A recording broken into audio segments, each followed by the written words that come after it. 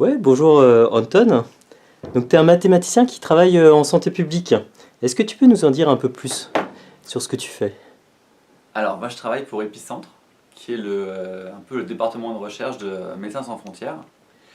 Et effectivement, je suis modélisateur, c'est-à-dire que je m'intéresse à essayer de mieux comprendre et prédire la propagation des épidémies, pour les aider à prendre des décisions, à savoir euh, où intervenir, comment intervenir.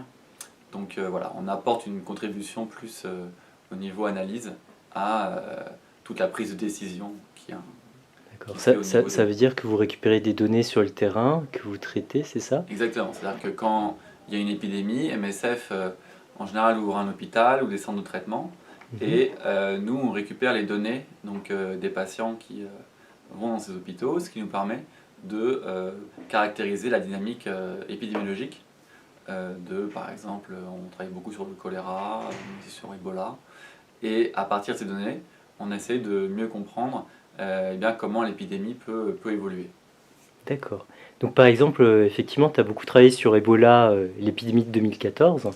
Et du coup, est-ce qu'il y avait un vrai lien entre les mathématiques que tu faisais et l'actualité brûlante à ce moment-là?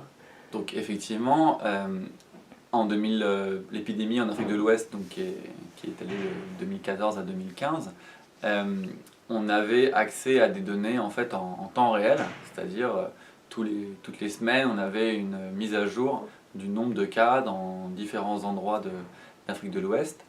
Et à partir de ces données, donc, on peut construire des séries temporelles. Et ces séries temporelles, on peut ajuster des modèles, qu'on appelle des modèles dynamiques, euh, donc mathématiques dynamiques sur ces données de séries temporelles, pour essayer de quantifier en fait la transmission. Et ensuite, de projeter ces modèles dans le futur pour essayer de donner des projections à 3 4 semaines du nombre de cas attendus. Et en fait, donc ça, ça permet déjà aux gens sur le terrain d'avoir un peu de visibilité sur ce qui va se passer, hein, pour peu que le modèle soit Mhm. fiable.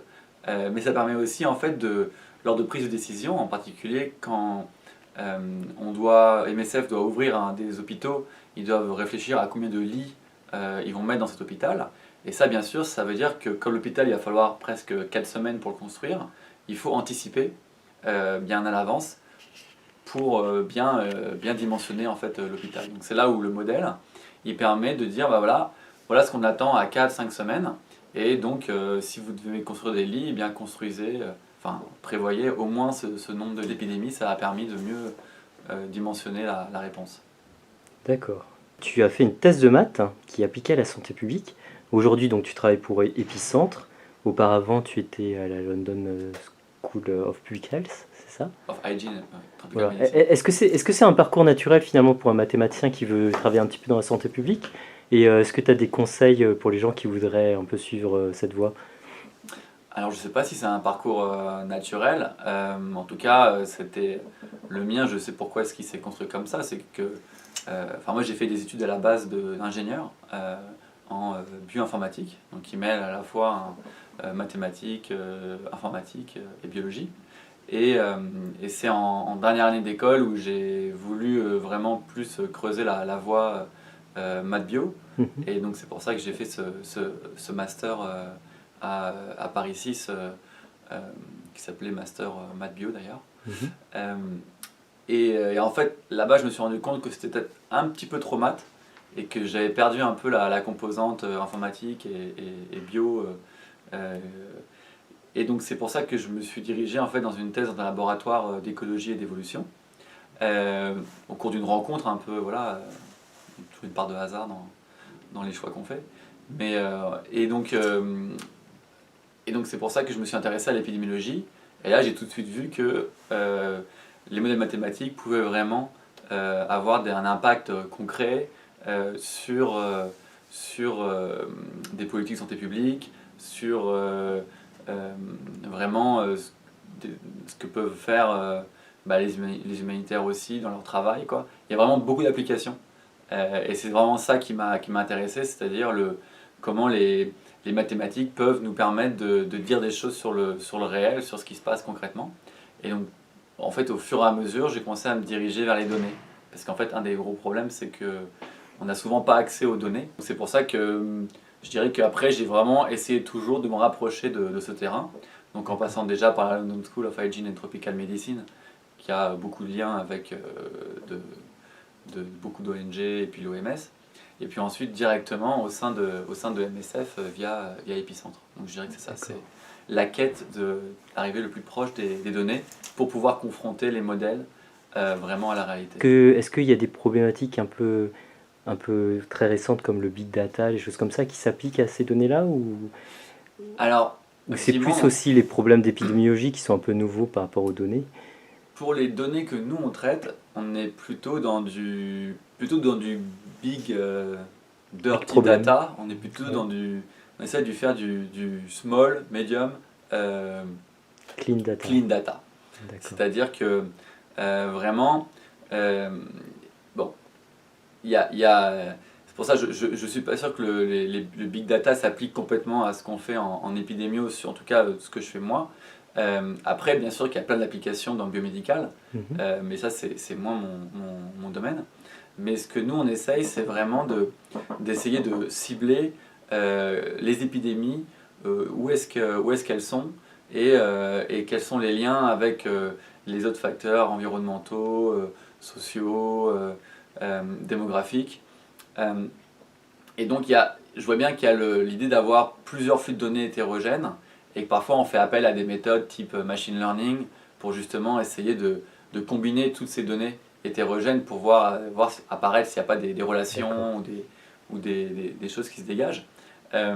Mais clairement, on est dans un domaine où chaque épidémie est particulière, chaque situation a son contexte. Et donc si on veut, on ne peut pas grouper des épidémies de partout dans le monde comme ça. Ce qui va en émerger, c'est sûrement des choses très, très simples qu'on connaît déjà en fait. Si on veut vraiment aller plus loin, il faut vraiment essayer de s'intéresser à chaque contexte. Et c'est pour ça que avoir toujours un pied sur le terrain, avec des gens qui peuvent faire remonter l'information, ça permet vraiment de développer des modèles adaptés à chaque situation. Aujourd'hui, les maths pour toi c'est plutôt un outil qui te permet justement de traiter ces données et d'être plus un peu sur le côté applicatif et le terrain, ou c'est aussi des fois les mathématiques d'un point de vue très universitaire et recherche? Alors c'est vrai qu'aujourd'hui j'ai beaucoup moins de temps pour vraiment lire des articles plus théoriques Il y a